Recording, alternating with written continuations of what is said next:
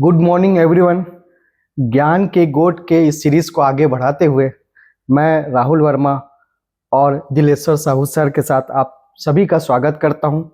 आज हम संविधान के एक महत्वपूर्ण अनुच्छेद 12 में हम आप सभी के साथ चर्चा करना चाहेंगे।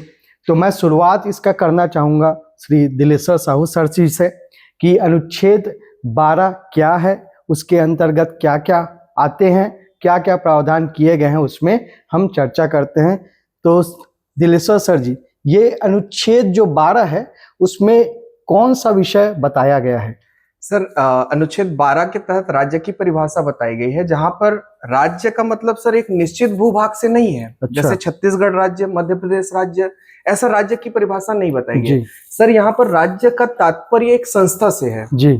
संस्था से मतलब यह है सर कि जिसका निर्माण सरकार के द्वारा किया गया हो। अच्छा। और वह संस्था जो विधि या कानून बनाने में भी सक्षम हो जी, और जो सरकार से प्रत्यक्ष या अप्रत्यक्ष रूप से सहायता लेती हो जी। तो ये सभी राज्य की परिभाषा के अंतर्गत आते हैं सर। जैसे इसके अंतर्गत मैं बोलना चाहूँ सर, केंद्र सरकार एवं संसद जी, राज्य सरकार एवं विधानमंडल, लोक प्राधिकारी एवं अन्य लोक प्राधिकारी सर राज्य की परिभाषा के अंतर्गत आते हैं। अच्छा जी। जैसे सर लोक प्राधिकारी के अंतर्गत सरकारी कर्मचारी एवं सरकारी अधिकारी आते हैं सर जी।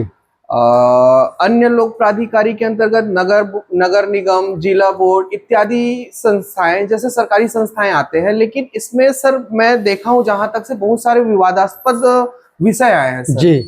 तो इस विवादास्पद विषय पर आप थोड़ा सा चर्चा कर दीजिए सर। जी सर, विवादास्पद विषय आते रहते सर अन्य लोक प्राधिकारी से संबंधित।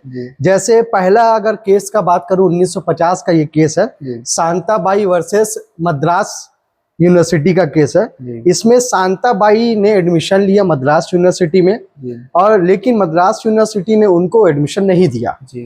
तो शांताबाई ने बोला कि ये मेरे मौलिक अधिकारों का उल्लंघन है। तब कोर्ट में ये केस गया, मद्रास कोर्ट ने ये निर्णय दिया कि यूनिवर्सिटी जो है मद्रास यूनिवर्सिटी वो राज्य की परिभाषा में नहीं आती है। लेकिन हम परिभाषा के तौर पे अभी अनुच्छेद 12 को जाने। आपने ये बताया कि राज्य की परिभाषा में जो प्रत्यक्ष या अप्रत्यक्ष रूप से पैसा या जुड़ी हुई है, जो सरकार से जो कानून बना सकती है, वैसी संस्थाएं आएंगी। तो यहाँ पर ये पता चलता है, भले ही आपके निर्णय जो दिया गया न्यायालय के द्वारा कि राज्य के परिभाषा में नहीं है, फिर भी ये राज्य के परिभाषा में अभी लिया जाता है। जैसे दूसरा केस हम देखेंगे Mohanlal versus electricity board of Rajasthan का। तो इसमें ये चीज निर्णय आया, कोर्ट का ये निर्णय आया कि इलेक्ट्रिसिटी बोर्ड ऑफ राजस्थान को भी राज्य माना गया है। इसी कारण ये समय समय पर ये निर्धारित किया जाता है, न्यायालय ये निर्धारित करता है कि कौन राज्य की परिभाषा में आएगा और कौन नहीं आएगा। बशर्ते एक चीज आपको ये भी याद रखनी है, स्टूडेंट्स को ये भी याद रखना है कि राज्य की परिभाषा में न्यायालय नहीं आता है, क्योंकि वो एक स्वतंत्र संस्था होती है। जी सर, इस कारण से जी। ऐसे विषयों पर जानकारी के लिए, चर्चाओं के लिए आप बने रहिए डेली IAS एकेडमी दुर्ग के साथ। हमारा यूट्यूब चैनल, इंस्टा चैनल और टेलीग्राम चैनल में आप लाइव सब्सक्राइब करें। धन्यवाद।